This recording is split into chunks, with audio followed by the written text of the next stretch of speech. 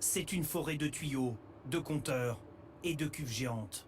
Dans le sous-sol, une cavité naturelle unique, la plus grande de France, qui permet de stocker à elle seule 6 milliards de mètres cubes de gaz.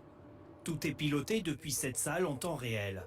Les écrans affichent ce matin 1,8 milliard de mètres cubes disponibles. À la sortie de l'hiver, c'est tout à fait normal. Cela représente 9 jours de consommation. Vous avez encore 2 tiers de libre qui vont se remplir progressivement parce qu'on attaque ce qu'on appelle la période d'injection dans les stockages. Le gaz est injecté dans le sous-sol par un puits comme celui-ci. Actuellement, pas de problème d'approvisionnement, le gaz provient de Norvège, de Russie ou d'Algérie.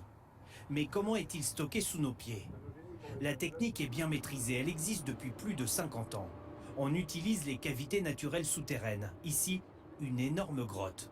Pour la remplir de gaz, on chasse l'eau. Lorsque l'on puise du gaz, c'est l'inverse. Entre cette zone de stockage de gaz dans la nappe aquifère et la surface, on a à peu près 500 mètres d'une couche d'argile qui assure l'étanchéité du stockage. Il existe au total 15 autres sites en France. La plupart utilisent des grottes naturelles. 4 sont artificielles et sont creusées dans une couche souterraine de sel.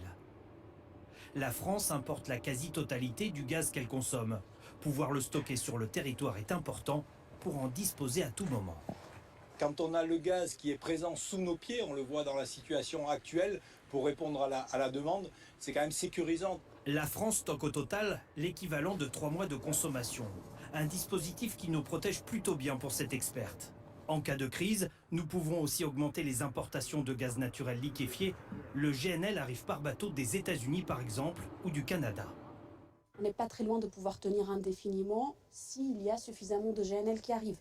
Parce que les terminaux méthaniers, ils ne sont utilisés qu'à moitié. 17% du gaz stocké en France est d'origine russe. Tous les scénarios sont actuellement étudiés pour éviter une pénurie de gaz sur notre territoire.